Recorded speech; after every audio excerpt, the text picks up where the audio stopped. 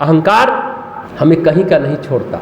यही अहंकार से तो जो हमने कहा मन में शोर है ईश्वर में नितांत एकांत है, यही बात। जब अहंकार टूटता है, अहंकार पर जब चोट पड़ती है तो आदमी बेबस और लाचार होता चला जाता है, विवश होता चला जाता है। अहंकार आपको जीने नहीं देगा, अहंकार ही आपको विवशता में ढकेल देता है। विवशता भी कई तरह की होती है, धन की भी होती है और मन की भी होती है, जन की भी होती है। आपके साथ कोई खरा नहीं होना चाहता, और जब कोई खरा नहीं होता तो उस विवशता की अनुभूति बहुत दर्दनाक होता है, बहुत कष्टकारी होता है। ये तो मन की विवशता है। तन की विवशता जब होती है, जब हम बीमार पड़ते हैं, अशक्त हो जाते हैं, जब हम विवश हो जाते हैं, बिस्तर पर पड़े होते हैं, तो हमारा अहंकार धूल धूसरित हो जाता है। उस समय आपको बताता है कि आप कुछ नहीं हो, हु आर यू, कौन है आप। ये तन की विवशता अहंकार को धूल धूसरित कर देती है। ये वो क्षण होता है जब अहंकार ध्वस्त होता है, तो जैसे ही अहंकार ध्वस्त होता है भक्ति अंकुरित होती है। अगर आप सात्विक हैं तो पीरा में जो प्रार्थना चलती है, जिसने ये महसूस किया होगा वही बता पाएगा कि हम पीरा के समय किस तरह पीरा के क्षणों में प्रार्थना करते हैं। जब चारों तरफ अंधकार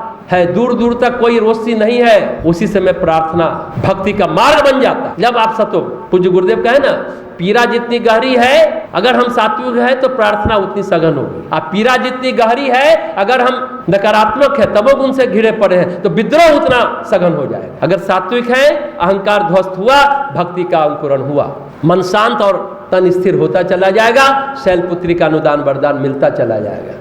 मन की भी व्यवस्था होती है, लेकिन तन जाता है तो सब जाता है। शरीर में बीमारी है तो बहुत कुछ चीज में मन नहीं लगता, तन भी जाता है, मन भी जाता है, कहीं सब कुछ चला जाता है। कोरोना काल में आप देखे होंगे, करोड़पति सब भी थे, भिखारियों की तरह गिरगिरा रहे थे, लाश बने बैठे थे, निरीह लाचार बिलखते।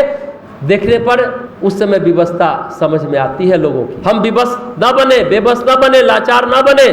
इसी के लिए तो अनुष्ठान करके अपनी जीवनी शक्ति, अपने रेसिस्टेंस पावर को बढ़ाइए।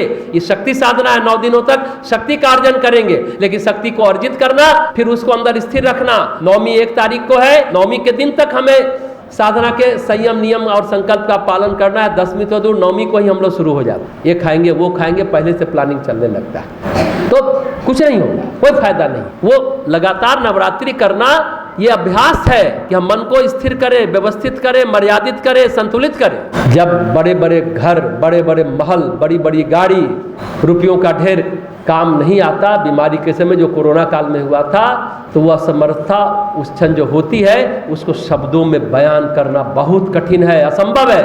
हाँ, उस समय कोई बांस बल्ली दे करके, टेक दे करके आपको खड़ा रखता है, मदद करता है। हम समझते हैं कि दुनिया का सबसे बड़ा सेवा का कार्य वही है, वही सार्थक कर्म है। लेकिन कुछ लोग क्या है कि हम पैसा दिए, जब चला पूजा चली, हमारा कष्ट दूर हो गया, ये भी होता है। हमको समझना होगा कि हम प्रभु कृपा से ठीक हो रहे हैं। जो संवेदनशील मनुष्य होते हैं वो महसूस करते हैं कि अगर हम बचे हैं तो सिर्फ कृपा है प्रभु की, यही भक्ति है। भक्ति क्या है? सभी साधना के लिए आए हैं, सभी भक्त बैठे हैं। भक्ति क्या है? सच कहें तो कृपा की अनुभूति ही भक्ति है। इसको आप जरा सोच करके देखिए। कल ही हम लोग बात कर रहे थे इस पर। आप भक्ति को बहुत तरीके से परिभाषित कर सकते हैं। भक्ति प्रार्थना है, भक्ति समर्पण है, भक्ति उपाय है, भक्ति प्रयास है, क्या क्या नहीं। पर जब आपका अहंकार ध्वस्त होता है और जब आपके अंदर नया जीवन अंकुरित होता है, होता दिखता है, वो जो कृपा की अनुभूति होती है, कोई कृपा बरसी हमारे ऊपर, वही भक्ति है। जब किसी विवेकानंद को अल्मोड़ा में 3-4 दिनों तक भूखे थे, बेहोश हो गए, 3-4 दिन की बेहोशी के बाद कोई किसान उन्हें खीरा खिलाता है, उस अनुभूति में भक्ति है। और जब दूसरी बार विवेकानंद अल्मोड़ा जाते हैं, तब वो विवेकानंद नहीं, स्वामी विवेकानंद है, युगांतकारी विवेकानंद है। अब वो सामान्य व्यक्ति नहीं है। उसके पहले जब गए तो किसान उनको मदद किया था, रोटी खिलाया था, और दूसरी बार जब गए तो लोग बधाई दे रहे हैं, स्टेज सजा है स्वागत के लिए, अभिनंदन के लिए, बड़े बड़े लोग, सेठ साहूकार सामने है, जनता है। उस जनता में, वो भीड़ में वो किसान भी दुबका खड़ा है, बधाई देने के लोग खड़े हैं। पर विवेकानंद जब मंच पर है, उस किसान को देखे उस कोने में, मंच से उतरकर दौड़कर जाकर उस किसान को गले लगाते हैं, उसे मंच पर लेकर आते हैं और बोलते हैं, ये हमारा जीवन दाता है, जिसके कारण हम जिंदा हैं, जिसके कारण हम जिंदा हैं। ये है कृपा की अनुभूति। कोई व्यक्ति आपके लिए खड़ा हो जाए, हमेशा उसके लिए धन्यवाद ज्ञापन दीजिए। वो एहसास के साथ हमेशा जीना सुखिए जो आपको 1 गिलास पानी भी दिया है। ये है कृपा की अनुभूति, इसी को कहते हैं भक्ति। ऋषिकेश में क्या हुआ स्वामी विवेकानंद के साथ? नब्ज छूटने वाली थी, प्राण पखेरु उड़ने लगे, अखंडानंद थे, जिनको गंगाधर महाशय उनके गुरु भाई थे, फूट फूट कर रोने लगे कि अब कुछ नहीं हो सकता, नरेंद्र तो गया, अब गया। एक नागा साधु आया, क्यों रो रहे हो, इसके मरने का वक्त अभी नहीं आया है। उसने अपने जो झोला था उससे भस्म निकाला, घोल कर पिलाई और तत्काल तुरंत चैतन्य हो गए, ठीक हो गए। ये क्या है? ये जो अनुभूति होती है यही भक्ति होती है। ये जीवंत परिभाषा है भक्ति की। वैसे हर एक का अपना अपना अनुभव है, पर कृपा की अनुभूति ही भक्ति है। ये अनुभूति आपको होती है, ये किताबों में ये बातें नहीं मिलेंगी। उस विवस्था के क्षणों में जब आप अनुभव करते हैं, इस चीज की अनुभूति होती है, तो आप भक्ति कर रहे हैं। सच कहिए तो हम सभी को 24 घंटे कृपा के साथ रहना चाहिए। हम लोग तो रहते हैं, असहाय हो उस समय कोई सहायता मिल जाए तो उसको क्या कहा जाएगा? जैसा हमने कहा, बहुत लोग इस बात को महसूस नहीं करते हैं। वो क्या महसूस करते हैं मालूम है? वही जो हमने कहा, धन की अनुभूति को महसूस करते हैं कि मैंने पैसा दिया, लोग पूजा पाठ जप करा दिए, महामृत्युंजय करा दिए, ग्रहों का जप करा दिए, तो हम ठीक हुए। धन को महसूस करते हैं, प्रभु की कृपा को महसूस नहीं करते। हम पैसा दिए तो ठीक हो गए। ऐसे लोगों के लिए क्या कहा जाए? कोरोना काल में क्यों नहीं ठीक हो गए? मूल बात है, जब अहंकार टूटता है, कृपा की अनुभूति होती है, तो भक्ति होती है। तो आज से मैं और मेरा, तू और तेरा को कोशिश कीजिए, प्रयास कीजिए तोड़ने का।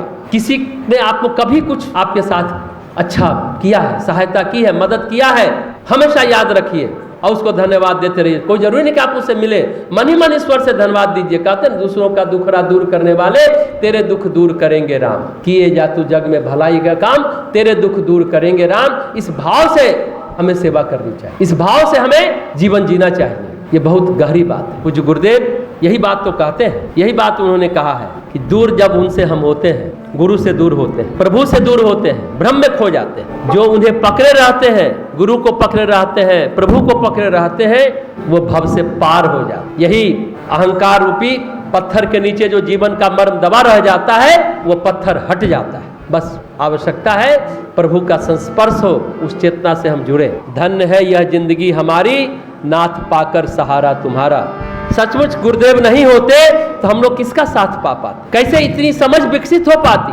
कैसे हम तपस्या, साधना, उपासना, आराधना में लगते?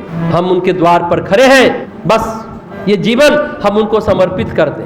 सबसे अच्छी बात है, हर तरफ जब अंधेरा घिरा हो, कोई नहीं आसरा हो, रास्ता जब दिखाए गगन से, ध्रुव सरीखा सितारा तुम्हारा। ये बहुत गहरी बात है। ये एहसास के साथ अगर आप जीते हैं तो साधना में मन लगेगा, साधना में आप डूबते जाएंगे, गहराई में गोते लगाते चले जाएंगे और भक्ति आपके अंदर प्रस्फुटित होगी। समर्पण के साथ, शरणागत भाव के साथ इस बार का नवरात्रि अनुष्ठान आप लोग करेंगे। धन्य है जिंदगी हमारी, हमने आपका सहारा पा लिया, ये जीवन मेरा धन्य हो गया। सचमुच उनकी शक्ति, उनका मार्गदर्शन, उनकी सहायता से ही हम लोग जीवन में आगे बढ़ पाते हैं। गुरु अज्ञान रूपी अंधकार से ज्ञान रूपी प्रकाश की ओर ले जाता है। गुरु तत्व, उनकी चेतना से हम जुड़े, उनके विचारों से जुड़े, उनके सत्य साहित्य से जुड़े। आज आप सभी 9 दिनों तक साधना में संकल्प लेने जा रहे हैं, प्रवृत्त होने जा रहे हैं। आप 5 माला ही जप करें, 11 माला करें, 15 माला करें। इस बार तो चूंकि 10वें दिन नवरात्रि है, चतुर्थी 2 दिन है, तो 1 तारीख को पूर्णाहुति होगी, 1 अक्टूबर को सुबह वही 5 बजे से।